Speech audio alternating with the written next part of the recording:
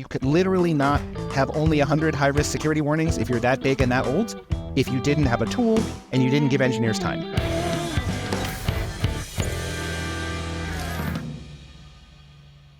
I have about 1 million questions, but I was hoping that you could just give me a quick overview from your perspective.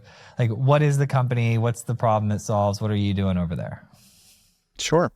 So I came up with the idea of Sema back in 2015 when I saw two really good friends of mine who were CTOs really struggling to connect with the rest of the C-suite. One of them needed to make the case for refactoring, and the other had to explain why we needed to invest in broadly speaking, tech debt reduction. And I just saw the tech folks and the non-tech folks talking past each other. And I was in leadership team meetings at both of these software companies, and I would watch the chief revenue officer. I would watch the chief revenue officer push a button on Salesforce.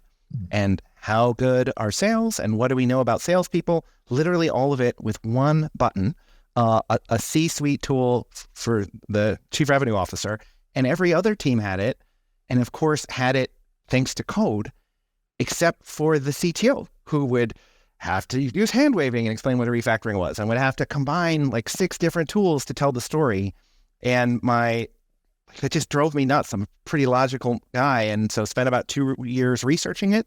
And then we've been around for 6 years building tools for CTOs and helping tell the story of connecting tech to non-tech folks. I love it. So you've been doing this for a while, but now you're in a growth stage right now? That's right. We introduced 2 products recently, one a CTO dashboard and one an AI code monitor, which helps understand the use of Gen AI code in the code base, helps understand if it's going to be in compliance with the regulatory changes coming and legal changes, and also acts as a coach for engineers to get the most out of it. And so what does this dashboard look like? Sure. So there's 2 parts to the dashboard overall. One part is what we call functional areas, general code metrics, and it's a roll-up of the code security tools like a Sneak or a Dependabot, of the open source tools, IP risk tools, cyber tools, for an outside-in look, and then code quality like Codicy, process like Flow and Jellyfish, and also a team retention view. We spend a lot of our time, we got our start in technical due diligence, helping, we've looked at over $1 trillion of companies in strategic situations. And one of the most important things, which I'm sure is obvious to your audience, but we had to teach the non-technical folks, is by far the most important thing that will drive the success of an engineering team, is having enough engineers who know the code. Having the novel or the half-written novel and not having the novelist just doesn't work.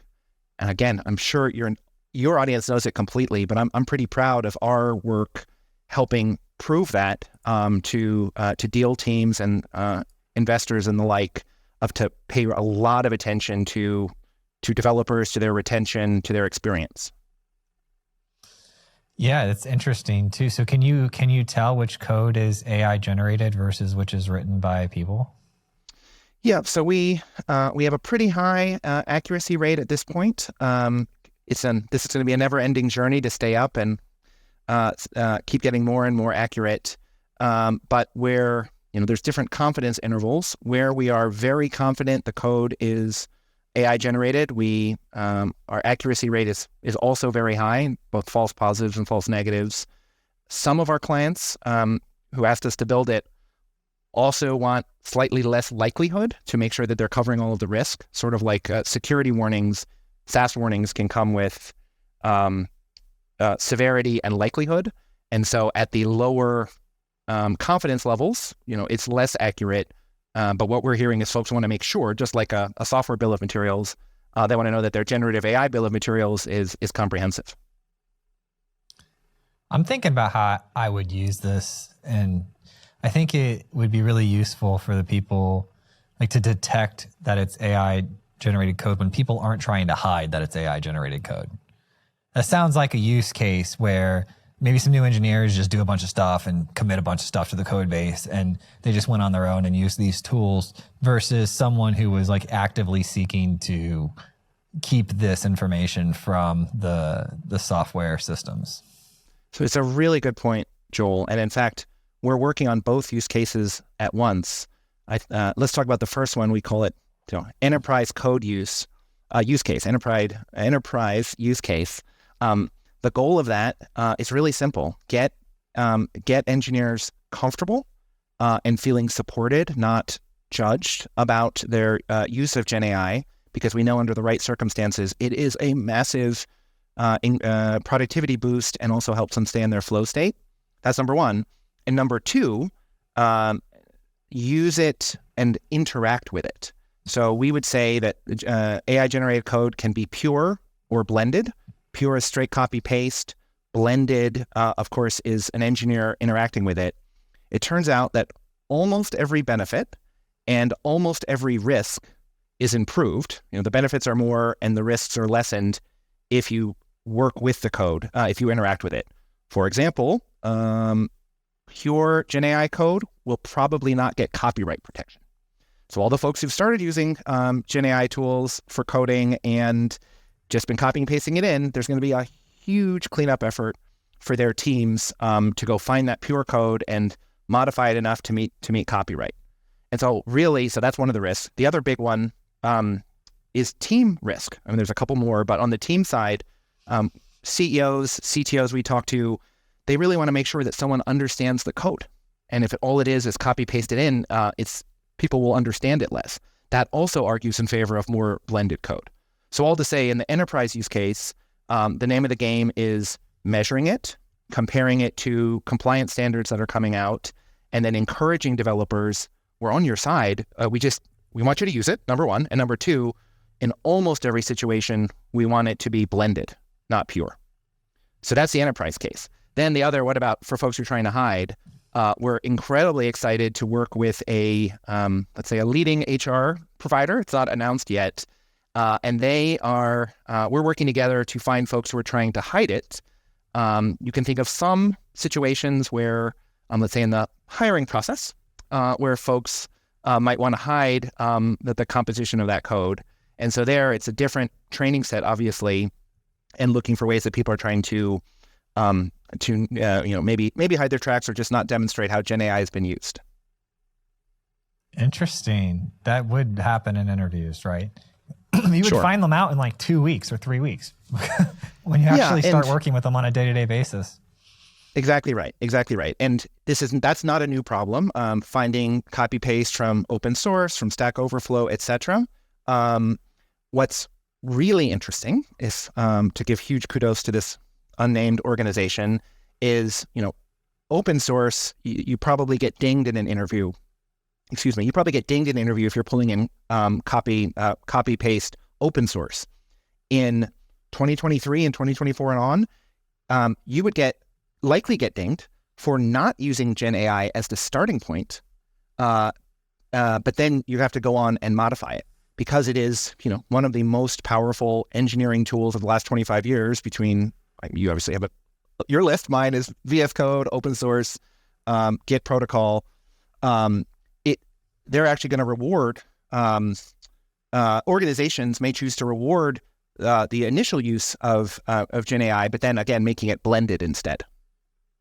These copyright things, I know you're not like AI attorney guy, but just being in the industry as casual people talking, how hard is this going to be to prove that AI? I mean, I think OpenAI, their own rate on speech detection, not code, but their own rate on speech detection generation was like sub 30%.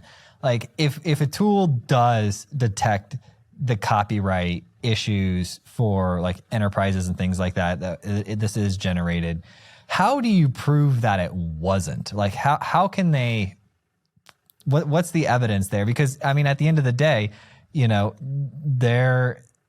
we understand, you and I understand programming. We've been doing it for, better part of 2 decades, right? It's like the code is in the documentation and you kind of put it together. So how do you look at code and you like guarantee not from a guessing perspective, what we were talking about earlier, or from like a management perspective of this, but from like a legal perspective to actually look at that and be like, you can't do that?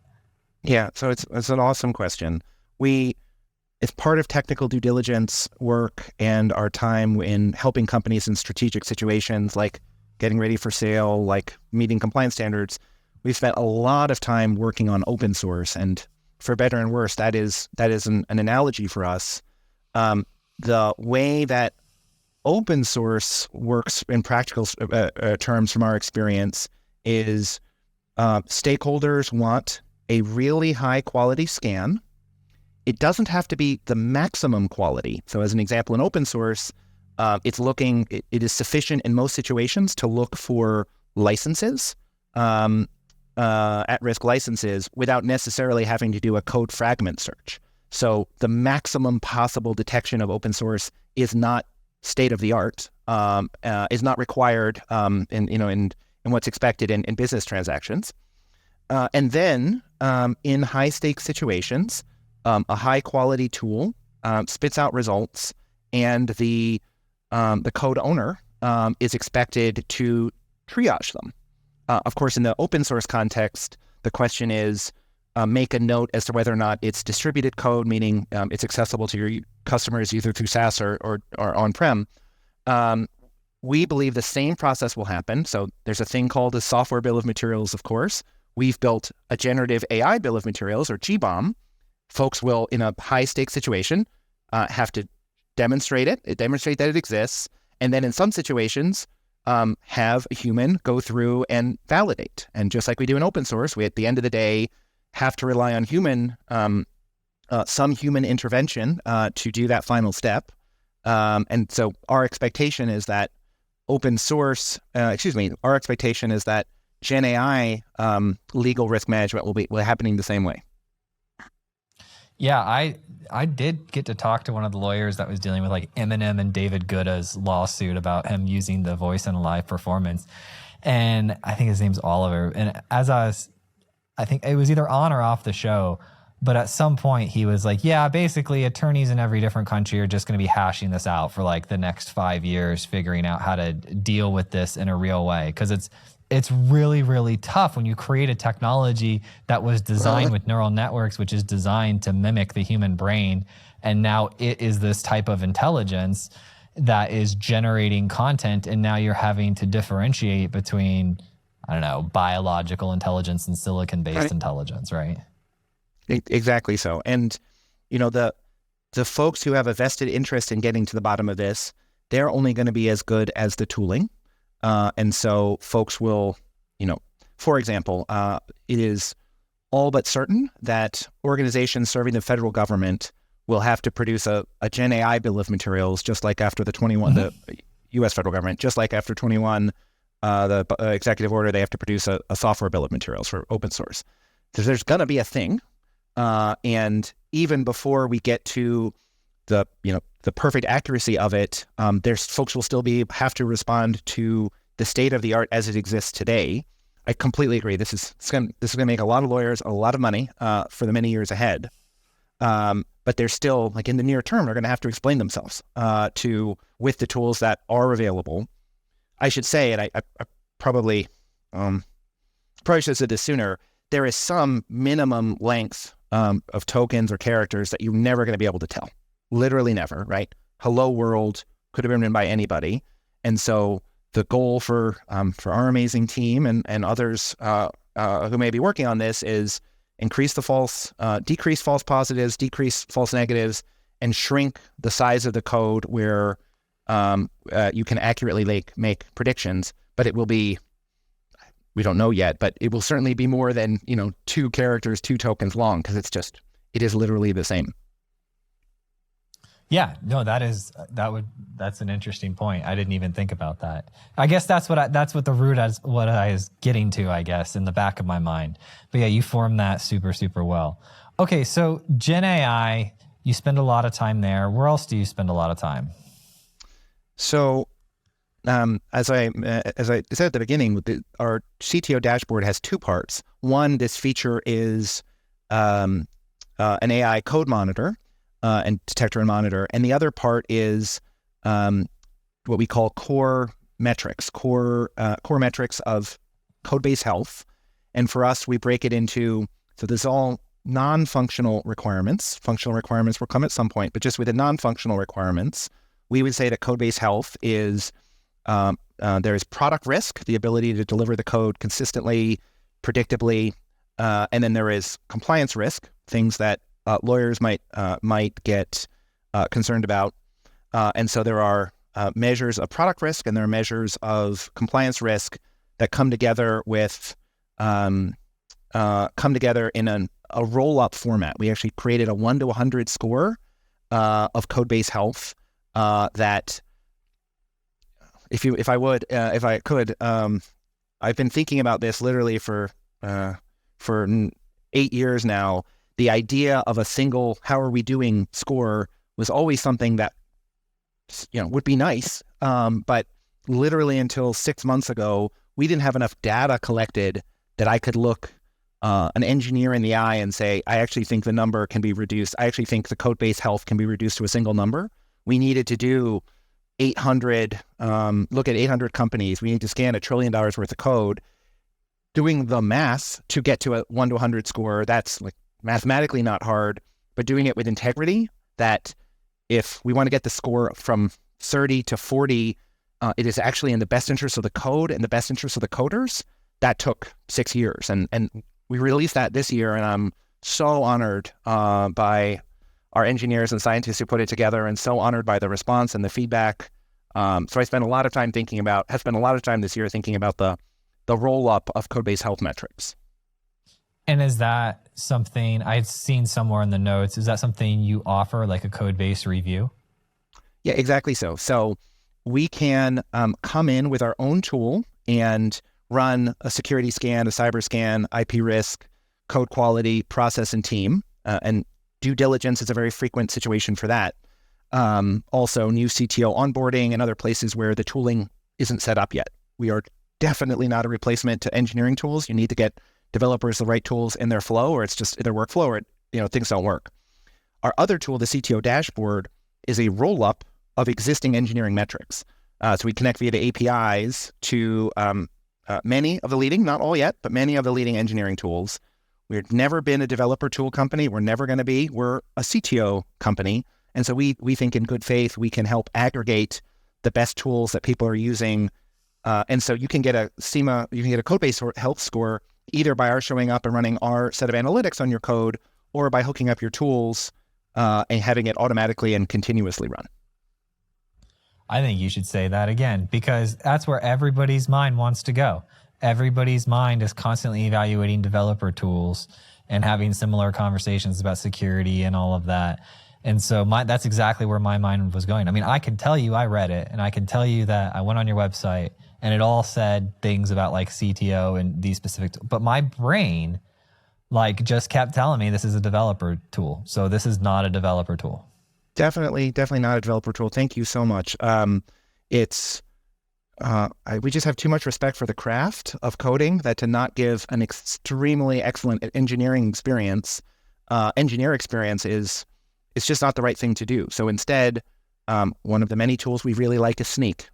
Don't run Sema on a regular basis, on a continuous basis. That doesn't make sense. Use Sneak or another great tool, because they've spent so much time on the developer experience. We are a roll-up. We connect to Sneak's API. We connect to Codici's API, etc., letting them do their best work while we help consolidate and tell the story. I actually think that's one of the reasons that, in our view, there still is a need for CTO metrics, is that if your first principle is make sure the developers have an awesome experience, my God, you're spending so much time getting that right, and it's a never-ending journey. And to do it in more than maybe 2 different, maybe 3 different subsectors is possible with giant engineering teams. But after that, it just becomes too hard. And so we help, probably 100,000 engineers are working on engineering tools that Sema's CTO tool connects to. They get to do their excellent work. And frankly, the hard part of being in the pipeline, CI/CD pipeline, we are not the engineer, we're not the dev tool, we're the CTO tool that connects on top.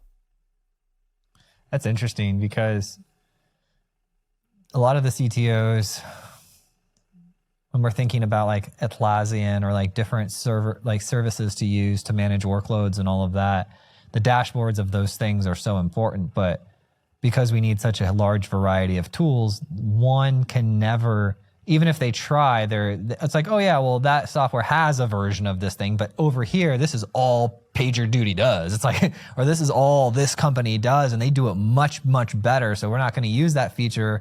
But then now we've just, bifurcated our dashboard data, for lack of a better term, and this idea. And then if you go over to the tools that are just pure dashboard tools, they're missing that layer of logic and that understanding of the context of the specific data.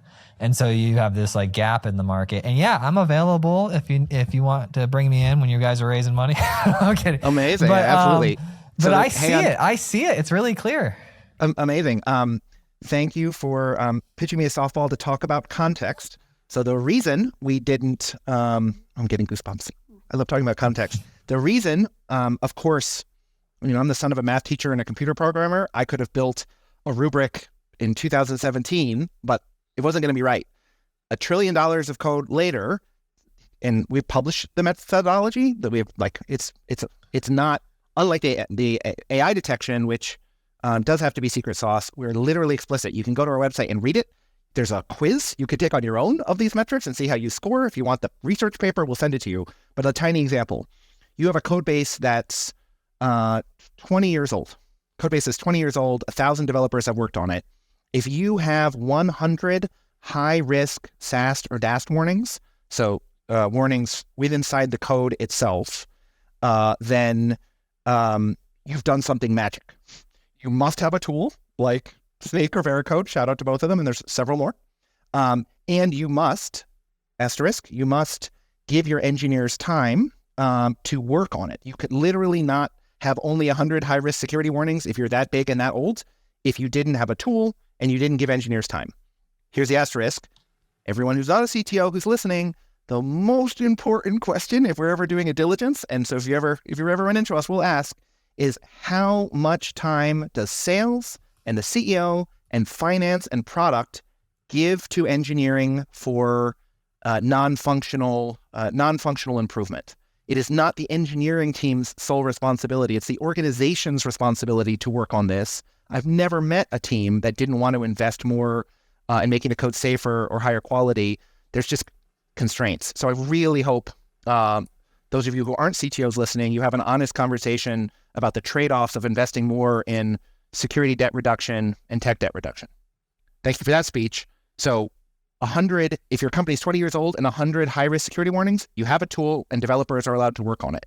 If you're a 1-year-old company and you have 100 high-risk security warnings, then now there's really nuance. If you're a year old, you're probably working on product market fit.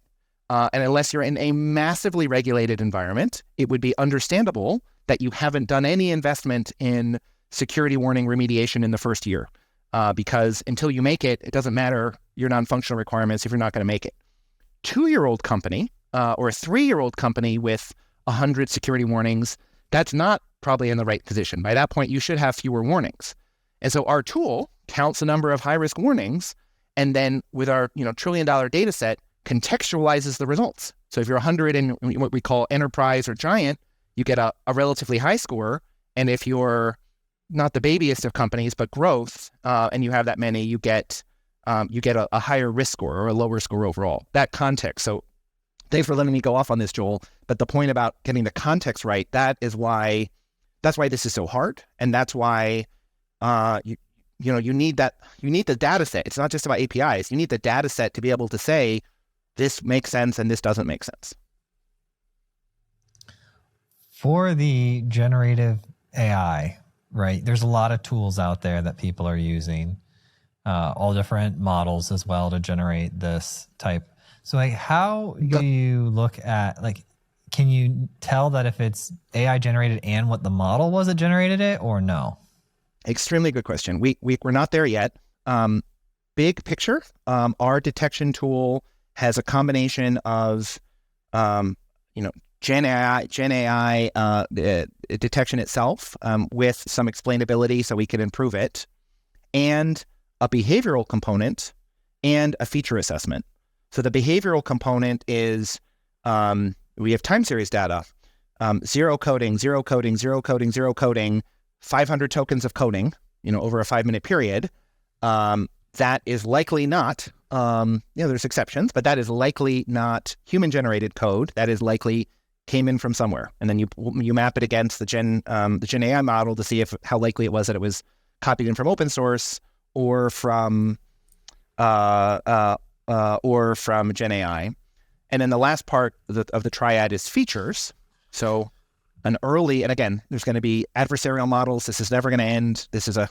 We're working very hard to keep up with advances and changes. But right now in 2023, generated code has really distinctive patterns of commenting. Humans don't write comments like Gen AI code writes comments. And so that's one of the features, meaning, we look at how the code looks differently on top of having the model take a look. Today, that's a long answer, we don't distinguish between models, but that is, it's on the roadmap. I'm sure you've thought of this, of course. One of the big risks for Gen AI is data leakage, right? Fancy for folks who are taking code and putting it into an open model. Our hunch is in the next, 1 to 3 years that there will be incredibly strict portals on where you're allowed to do it. GitHub Copilot obviously is one, but then also teams, companies building their own models and forcing code entering the system into a portal that they can control rather than, to avoid the private code getting out into, other people's code. Interesting. You gave me a number of ideas. The first one being, I'm going to create a new app. I'm going to call it Sloth, and it's going to space out the code. So you just take your generative code, you dump it in there, and then it'll space out the pasting and the copying, and it'll take care of the comments as well. Exactly. And remember though, there's that assessment use case folks may try to hide. I may be an optimist, but I think the vast majority of cases, they will actually want to prove that they interacted. So I guess Sloth, if they really like the code and didn't want to do any work on it, you're absolutely right. But we do think most organizations will, I could be naive, but I really believe most organizations will be encouraging of transparency and encouraging folks to use it. So it's not like they have something to hide. They just have to show how they're interacting with it. I get you. Sloth will also steal your Bitcoin too. So be careful. Exactly. Be careful with that app. If we had time, I would show, I can't speak that slowly, the Zootopia. You've seen Zootopia, right? Oh, I have kids, yes. I've seen it 100 times. Of course, obviously, right. You've seen it a million times. The very small, slow grin, that would be your mascot. Every time I see that, I'm like, I hate this scene, but I love this scene. Totally. Do you have kids as well? I do. 3. Oh, what ages? What age range? 14, 12, and 10. Oh, wow. So you're like right in the technology adopting maturity, puberty phase. That's tough. Yeah. No, they are amazing kids, and they make super good choices with some guide rails from parents, but super good choices about how they ingest content. How much time do they don't say the phrase ingest content, how they use it. My dad taught me. How much time do you get to spend with them? Are they homeschooled or public schooled or private school? Like, how do you deal with that? They're in a mix of schools, not homeschooled. I've pared down my life a lot because I am really passionate about solving the CTO problem. Some of my loves include plants, so I have a lot of plants. I can see. But other than that, family, my amazing wife, time with kids. We do a ton of cooking together. Some not enough exercise, and I work. I think about this. I talk to great folks. It's if you're doing what you love, it is so energizing. I'm incredibly fortunate to be able to do this. Oh, 100%. It's like life has become a series of just time allocation amongst things that I love. Exactly. That is such a gift, and and you've worked so hard to get there yourself, and to be able to set up your life that you're doing the things that do right by you and give you more energy and do right by your family and loved ones is like, it's the best. It's the best. What app do you use to track taking care of your plants, or do you like know that all in your head when they need to be watered and such? I use, it's super secret, don't tell anybody, Google Calendar. Okay. And so I have, I do what my calendar tells me to do. And on Fridays at 5:00, I get 20 emails on home chores. And one of them is plant watering.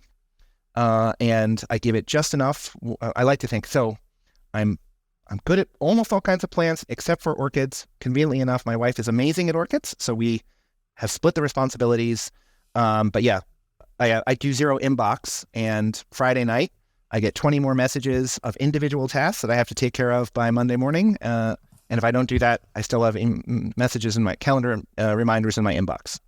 My wife does zero inbox, and I do it, but she doesn't agree it's zero inbox, where I just turn all notifications and badges off. So I never see the count. Oh, for sure. You should never, if you're listening and you have any notifications of any kind, you turn them off. Everyone listening to this is very important. Everyone's trying to get you at all moments. Turn off every single notification and you be in charge of your attention. Do I do it? Yeah. Yeah, of course. No notifications, no noise, no freaking nothing. I think we're going to be best friends, Matt. You do this as well. Everything's turned off. I started this as I did an episode, I think 2 or 3 years ago, with a guy that studied distractions and distractions in technology. And he convinced me to run this little trial where I turn off all notifications on my devices. And I said, okay, I can do something for a week. I've got good discipline. I can do it for a week. I did it for a week, and I'm like never going back again. Never. Yeah. It's been 2 years, 3 years. Who needs to find you? I mean, I can hear text messages, and our team, we take, the most important thing about Sema, besides our team, is our set of values and communication principles. And sort of the hierarchy is values matter more than communication, and communication matters more than the work. And so we are because if you have shared values and shared communication, if something goes wrong, and the people are competent, you just fix it. But if communication is off, you start going in different directions, and obviously if values are off, you stop trusting each other. And so I have a 2-page set of instructions on how to communicate with me. Anyone wants to see it, you're welcome. It includes never use high importance. That feels like shouting. We don't need to shout. And if you're stressed out, I don't need to be stressed out. So we use lowercase. We use the phrase time sensitive, which sounds very polite, but it means everybody drop your shit and help us out, whether it's an outage or a situation. And so if someone writes me time sensitive, I drop everything I do. And if you text me time sensitive, I know there is literally nothing more important. And so we've done the work. We're in 10 countries. We've done the work to figure out how to communicate with each other. And yeah, I don't need it. Developers, you don't need it. Like, you have work to do. Take breaks. Take your own decided breaks. You're in charge of your time, not other people. Yeah, let's just try to convince the rest of the world. It's amazing. So I even went farther, where this might sound a little bit crazy, but after doing that for about 2 years, last year in January, I got a personal phone that's just the smaller iPhone. And the only people that have this number are there's 10 people on the phone. And it's my dad, Sorry, Joe, my I brother. didn't hear you say the number. 10. I didn't hear you say 10 the number. people. I got my dad. No, what is the phone number? Oh, I didn't hear you announce it on the. Oh my God. Oh boy, that wouldn't have made it in post production. Yes, so if they're calling, then of course that's super different from work stuff. Yeah, well, I found that I was going through the evolution of the business, right? And trying to figure out how to work myself out of the business within reason, right? That takes a long time. That takes multiple years. And so I got to a point where I wanted to see if I could have the phone off outside of work hours. And that means if emergencies happen and emergencies get resolved without me involved, that's a good test. And so I built up all this structure. I've been doing this company for 7 years. So it wasn't like a early days thing. It was just in this past year. So it's like, all right, the next step for this business is for me to be able to nights and weekends to not have my work phone and see if things still go smoothly. And inevitably things break, issues happen, and then I slowly fix them over the course of this year. Now we have it at a point where the past couple months, I've got all the right people in all the right places and everything functioning to a point where I don't have to deal with work phone nights and weekends. Now here's the catch. My wife is in our team Slack. So if the emergency really does happen, they're going to get at her through Slack and she's going to bother me because she keeps her phone going. So they know that there is a way to get me, but they also know the experiment that we're running. All right. So you need a family KPI, and that is every month, what is the longest period of time that neither of you is interrupted by work? And the goal is easy for me to say, we've just met, but long lost brothers, by let's say 2024, a whole week, you have turned off, both of you, because we now know the secret backdoor, both of you are not checking messages. And so can you do 12 hours? Oh, with she will never do it. She'll never do it. Etc. She is full on openly addicted to her phone. Okay. She loves. How about getting addicted to plants? How about peepshe? Do you know what peepshe are? No. Okay. Well, that's your mind blown. Sounds like peeps. Also sounds like sushi. Huh? You get, you stock up in March as many peeps as you can. You buy Rice Krispie treats or make them yourself, but they don't need to be artisan. And then you get fruit roll-ups and nerds. And the peeps become the fish. The Rice Krispie treats become the rice. Fruit roll-ups become the seaweed, and nerds are the roe. I highly recommend everyone immediately giving up on all of your career dreams and aspirations and saving March and April to only work on peepshe and mastering your craft, which I have done now for 10 years. It's for the kids. Yeah.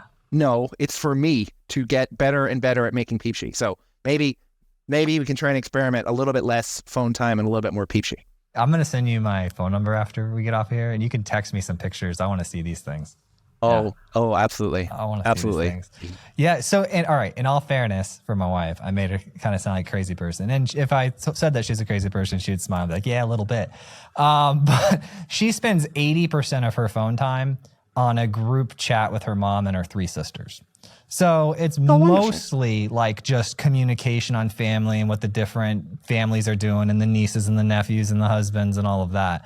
But yeah, she does have access to, you know what, it's actually pretty funny. The amount of times that people have gotten to her through Slack is like, I would say it's 0.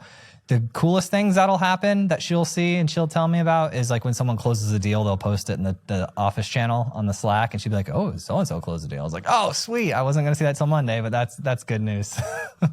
Good news. It's good to be interrupted with good news. Bad news, preferably someone else can deal with it. Yeah. Yeah. So what's the current stage, and what's the next stage for your business? Yeah. We are very fortunate with our current customers to be self-supportive and investing in our new products. But we're definitely fundraising next year because to do this right, both the core CTO metrics and the Gen AI monitor and the VS Code widget and the GitHub plugin, it's serious engineering time. So we'll be fundraising next year. I'm so happy to be with my team. I could not be more excited. I could be more excited that we could spend more time together, but we're in 10 countries, and so we can't connect that often in person. But just continuing to add amazing folks and just build. Sometimes we build hard things, like the AI code monitor, and sometimes we build important things. API connections. Huge shout out to Mark. Right, is not technically hard, but it's so important to get it right. And to be able to work on those kinds of puzzles all day and try to make it as correct and as useful, it's just such a blast. It's such a blast. And so the distance from 0, knowing nothing about your idea, to understanding this, like, oh, I mean, for us, it's HubSpot. Like they should have a sales HubSpot like thing for the engineers. And it doesn't make sense just to look at your Atlassian dashboard because of A, B, and C. And there is this market because if you tried to get a general dashboard that doesn't have the context of understanding what this type of data actually is and some beautiful little tools on top of it. And it's a really easy picture to paint because the pitches happen so fast. Like when raising money, like the pitch is just, you have to catch them and hook them right away. Salesforce is a salesperson tool. Someone's typing in to close deals, or HubSpot, shout out. Right? Salesforce is a sales manager tool where they're looking over their team and seeing how they can be helpful and seeing if there's blockers, but it's also a CRO tool. There is, to manage across and to manage up. There is not, and so now go to our world, literally infinite number of engineering tools, thanks to open source, at least 1,000 at least 250 great engineering manager tools, which also obviously like Sneak is in that as also an engineer tool. At least 250. You tell me, what is the CTO tool? It is combining spreadsheets. It is having an engineer put it together. I read this good book. You might want to read it. It's called Modern CTO. And in it, the author said that it took him about 10 years of being a CTO to really be great. And I think he said it was the first 5 years to not be an idiot, and then another 5 years to get to excellent. Folks who have done it for more than 10 years, they don't actually need this. I mean, is it helpful? Sure. Is it good to have benchmarking across? Sure. But like, you learn the craft, you figure out a way to do it, you have your methods, you have the relationships. But folks early on, oh my God, is this helpful? And I think of a client who I'm super proud of. I will not say his name. He just took over the CTO role, and he had a choice. They bought a company that had a lot of technical debt, and he had a choice of whether or not, and security debt, to tell his board and show them the data, or to not tell his board. And he did the hard thing, which was to tell them, which was the right thing. Because of course, all of us who've been in this world, if you freaking hide that, the best possible time to share bad news is the moment you get there or the moment something happens, because the longer it waits, the more it accrues to you. And easy for me to say, I've made so many mistakes. I've lived a long life, right? I've learned that the hard way. But this guy, I love you, man. He did it right. He showed up to the board meeting and said, it's going to cost some money to fix, right? And it doesn't hurt that explaining the results in terms of dollars and cents and saying the reason that we have to do this is because we are literally the bottom quartile of this business compared to other businesses in our space, right? But the hard part is the courage. It's the courage to have a conversation. The data just helps. And so do I think everyone should use it? Of course, I think everyone should use a CRM. But in the early days, folks who were in their 0 to 10 years, they're the ones that it's the most needed. It's so much harder to be kind than nice, right? Like somebody explained this to me. Yes, God, that's great. I'm that, I didn't make that up. Someone said it to me, but I'm that guy. Just like a couple weeks ago, I was walking through the grocery store and one of the managers at the grocery store was doing something with the box, walking down the aisle and the nice white shirt and everything with the tag on, and his fly was down. And I was like, tapped on my shoulder. I said, I don't know how to say this exactly, but your fly's down. He was like, thank you so much. And it's so much easier just to walk by and be like, that guy's fly's down. But it's such a good human to human thing to be like, hey, look, this is difficult for me. It's going to be difficult for you, but like your fly's down. And then they love you for it. And they're super, super grateful for it. And I am that guy. I will tell you if we're hanging out, eating dinner, Matt, like if you got food in your teeth, I'm not going to like shout it and point, but I'll be like, yo, Matt, you got some food in your teeth. Because I think that's what I want people to do for me. That's exactly right. Right. The standard is the golden rule is really right here. If you would want to know, then you can, and you've done a little bit of thinking about that person's wants and needs. If you're aligned with how you'd want to be treated, and there's nothing obvious I know this sounds like a rule, but I think you're absolutely right. Like if there's nothing obvious about why they wouldn't want that, then you can sleep at night knowing you treated someone how you wanted to be treated. How they react is up to them. It's out of your control. But if your intentions are right and you're honest about them, you can sleep at night while obviously trying to be the most kind, not the nicest, which is an expression I invented and copyrighted. Yes, thank you. I'd like limited license to be able to use that on shows. Exactly. I'll give you credit. Joel I'll give you credit. Yeah. No, I'm lying. Come on. You just made it up. Every time anyone on earth says, what is it? It's easier to be nice than kind. It is easier to be nice than kind. Yeah. Isn't that the quote? So anytime all of your listeners, you ever say that ever again, you want it in pennies, right? Send Joel envelopes of 99 cents to ship it. Foreign and he'd currency, be very happy I to prefer foreign currency. So.